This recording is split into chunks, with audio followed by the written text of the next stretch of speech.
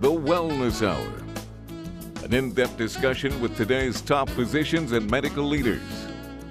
And now, your host, Randy Alvarez. You are watching The Wellness Hour, leader in medical news and information. I'm Randy Alvarez. Today's topic, how to look years younger without surgery. New breakthroughs in minimally invasive or non-invasive facial rejuvenation.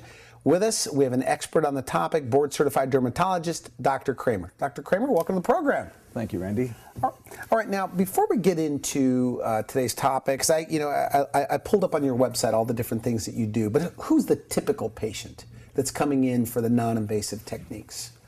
It's interesting. There isn't really a typical patient. There are a lot of patients who fit a certain mold. They have women in their 20s and 30s have different issues than women in their 30s and 40s or 50s and 60s.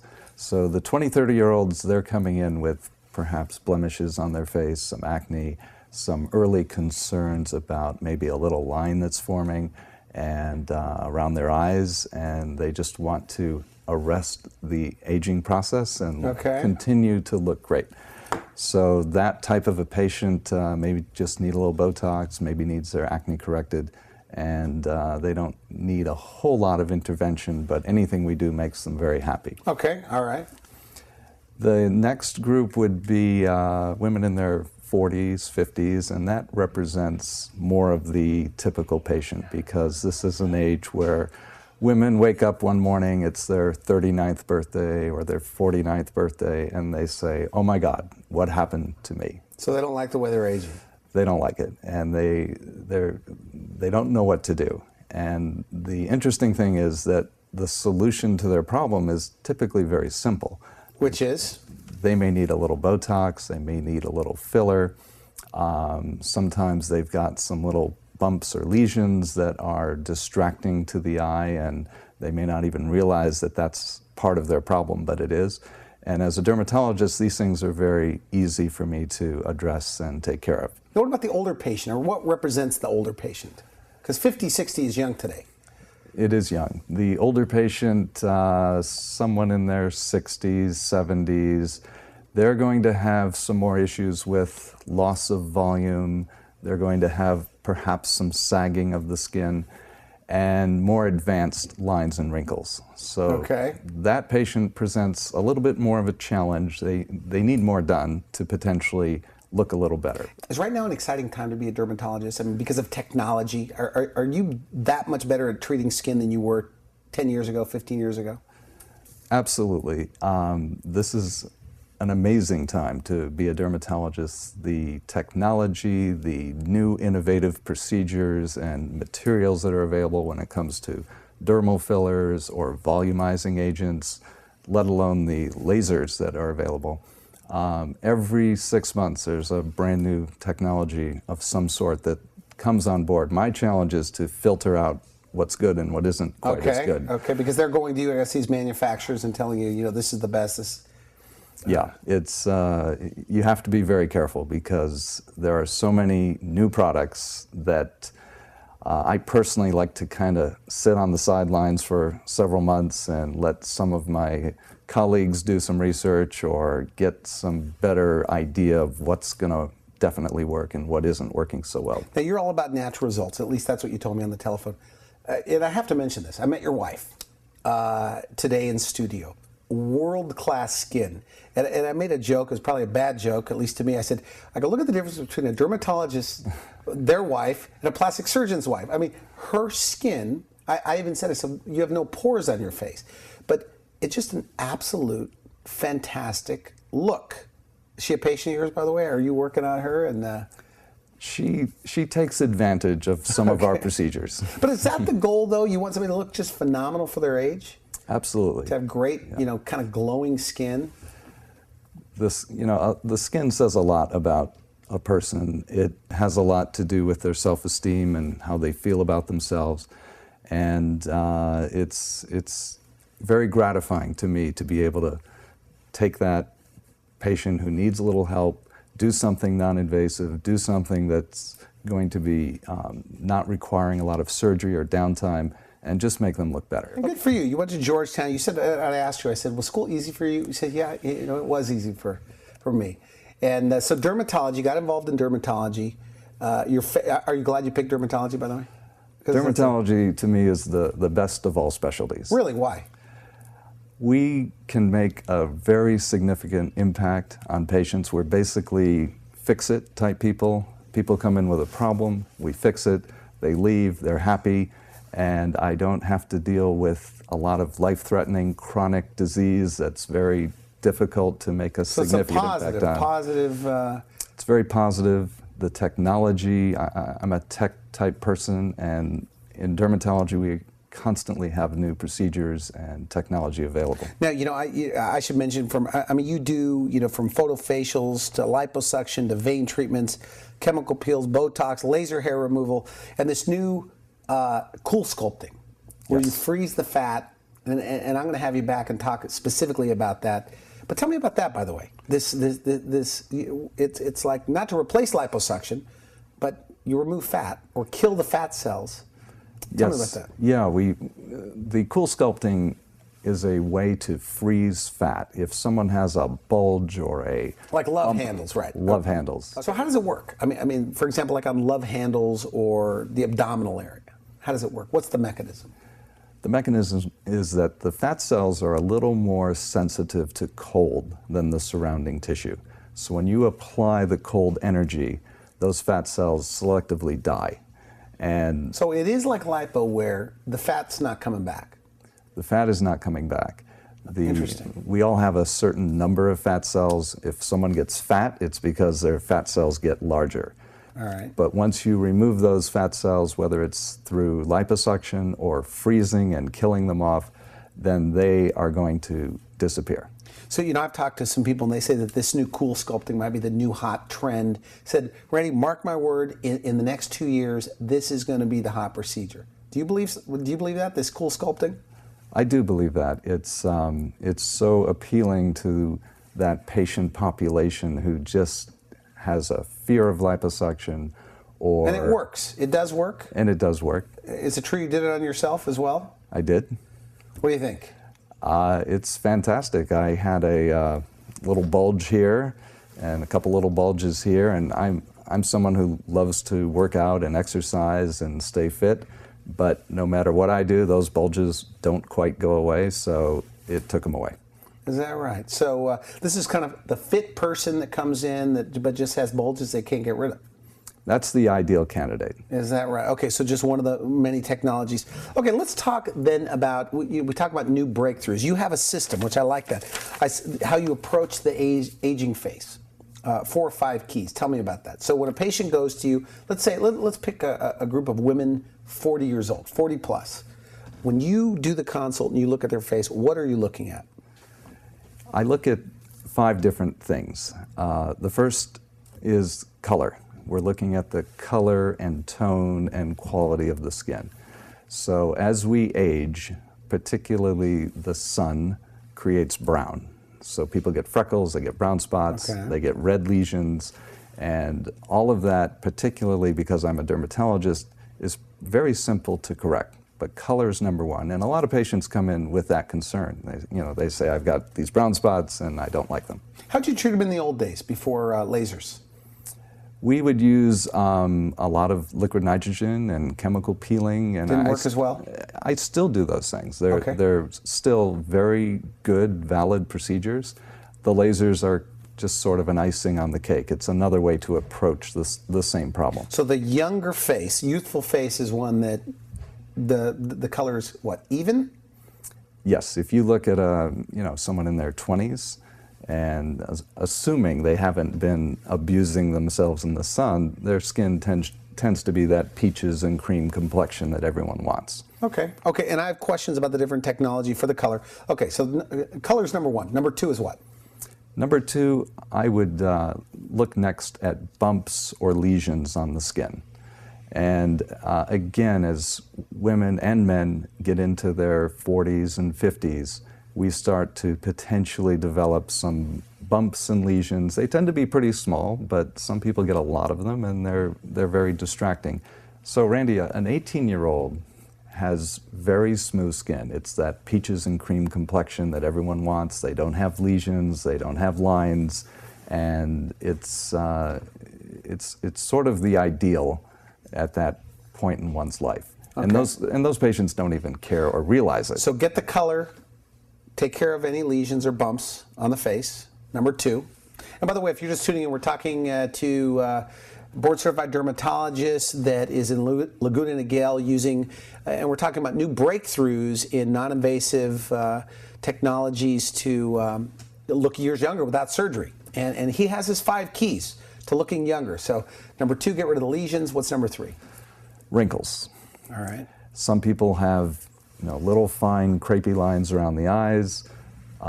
Someone getting into their late 40s, 50s are going to start to develop deeper lines, and these wrinkles are what bother people. And again, pretty simple interventions to help those out. Okay. So next on your list is volume. Yes, as the face ages, we tend to lose volume in our skin. And it's not just the skin, it's the underlying musculature and bone resorption that can take place. And sometimes just restoring some volume is amazingly effective. You do a lot of it, by the way, adding volume? I do a lot of it. Okay. It's very popular and it's life-changing for a lot of these patients. But, what about some people, in fact, I'm one of those people that I feel like I could spot fillers, overdone, and I'm not so sure it makes people look younger. I think it makes them look odd. What's your response to that? Yeah, I think we've all seen the patient who's overdone, whether it's the bulging lips or the extra full face. And, Okay. And some of that blame is on the patient themselves, because I have patients who demand to almost be overfilled. And really? And my job is to say they no. want to look like that? Do they know what that looks like? It's not a good look, right? It isn't. It's a terrible look. It's offensive to me because it just looks so good for you. Fake.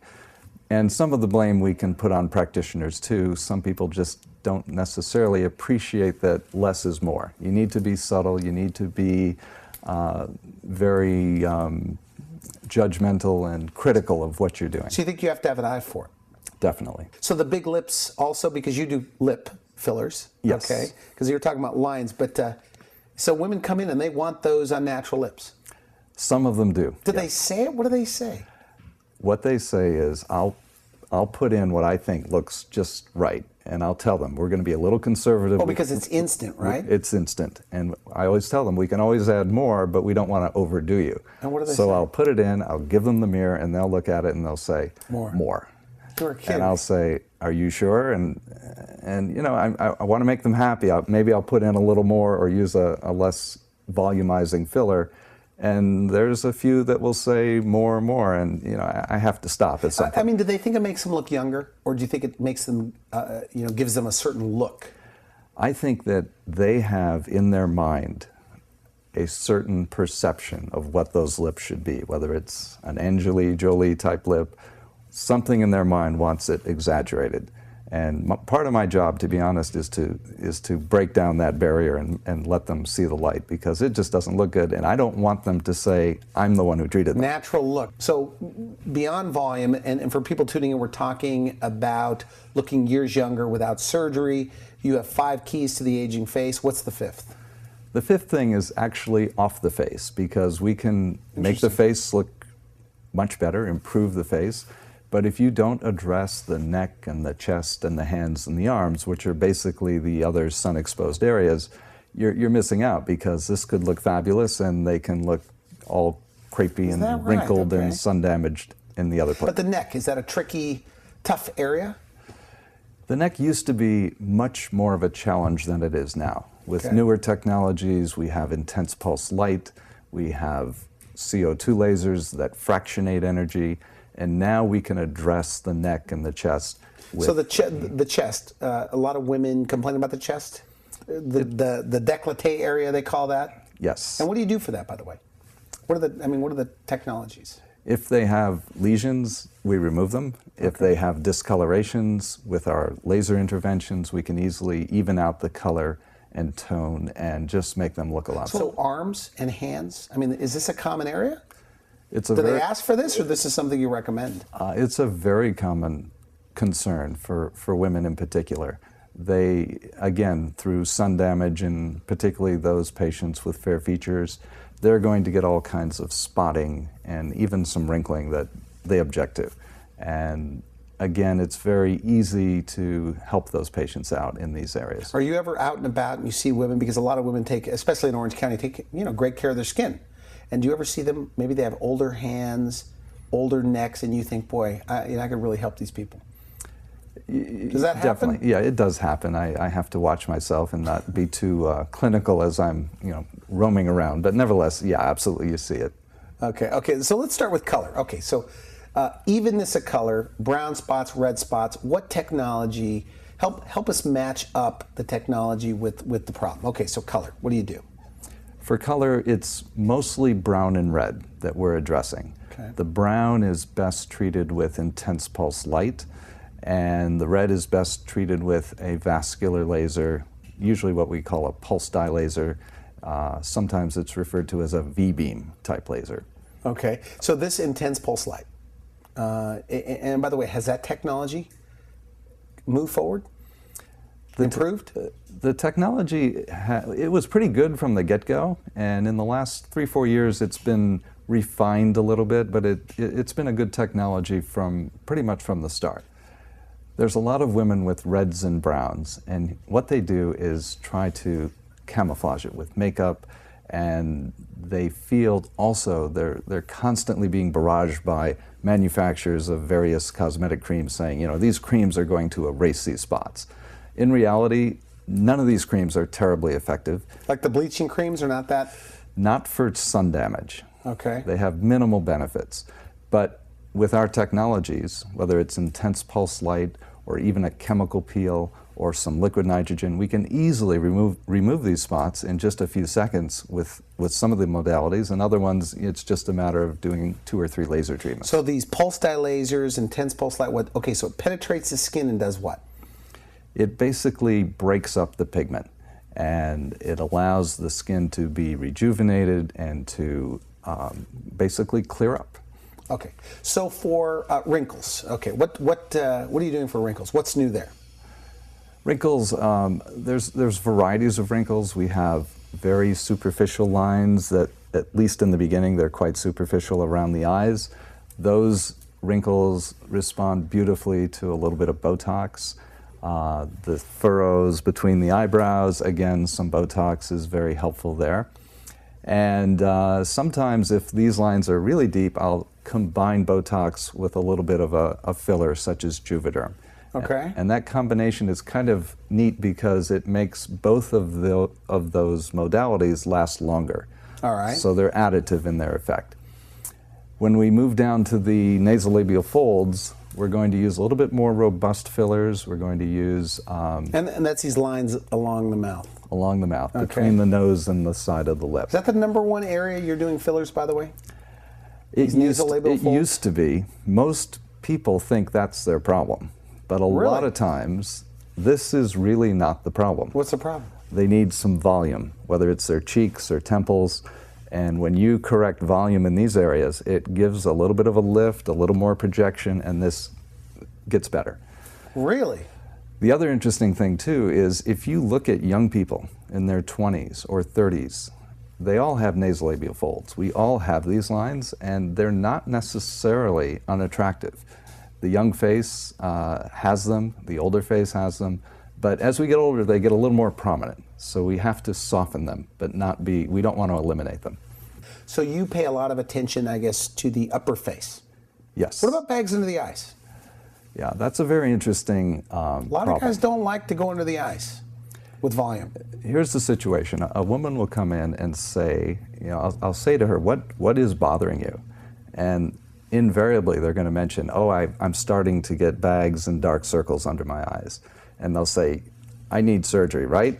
And the interesting thing is they really don't. In most cases, what's happening is they're not really baggy. They've lost volume under the eye. We call it the tear trough deformity or phenomenon. Okay. So if you fill this trough, all of a sudden the bag is gone. And it's a simple, quick fix. Why is it that guys don't like to do that area? By the way, I interview a lot of plastic surgeons, a lot of dermatologists. A lot of guys don't like that area. What are they afraid of? And why do you like it? I like it because it's easy to do. It gives an immediate effect, and it's very dramatic, non-surgical, and it's just a simple fix. fix. Does it take you a long time to kind of perfect it, or at least do it right? Because what I'm saying is true. Isn't it true that a lot of guys don't like to go underneath the eyes with fillers? Is that right? Absolutely, yes. Okay. There's a concern because as you're closer to the eye. The eye is obviously a very critical structure.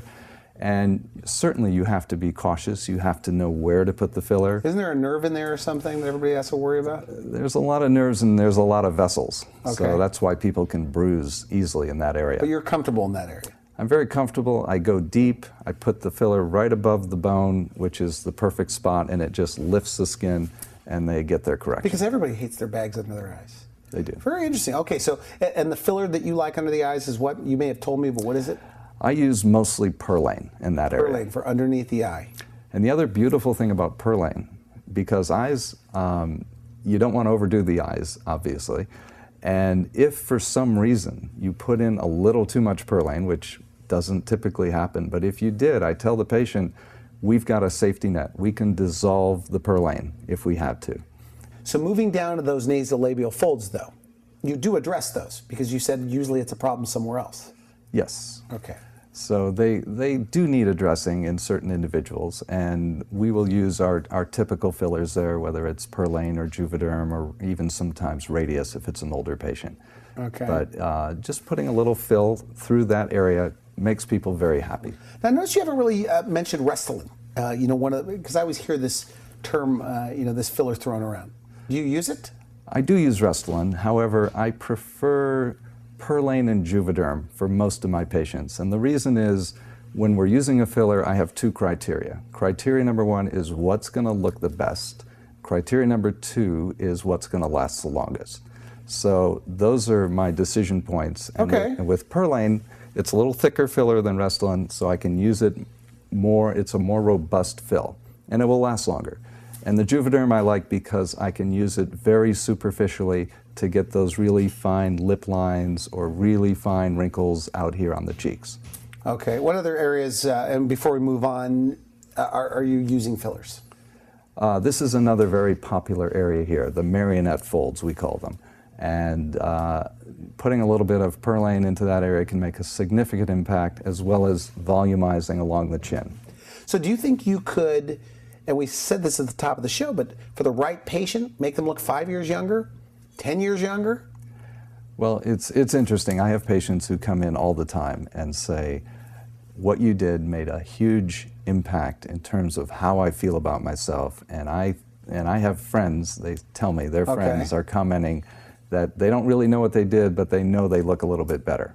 Okay. But I mean, could you give somebody 55, maybe at least 5-10 years younger, or 5 years younger? Yeah, I hear that a lot from the patients themselves. Because I know you don't like to put a number on it and those kind of things. Okay, now what about the people that have a lot of sun damage? 55, 60, they didn't take care of their skin. Yeah. What's the first course of action there? Those patients are ideal candidates for a fractionated carbon dioxide laser. It can make a huge impact on their skin, and they don't have the downtime or risks that were associated with older technologies with these lasers, and we're very excited about using them. Okay, but no matter what you do, I mean, whatever age, I guess you have your 5 keys. So you want to, number one, take care of the color, evenness of color, the texture, make it smooth, a little Botox, fillers where needed, fill in the bags under their eyes. Is that right? I don't want to put words in your mouth here. No, you're right. And then their neck, chest, and hands. You want to, so that way nobody knows their age. I mean, what's the goal? You want them to look younger, or they want to look great for their age? What do they tell you?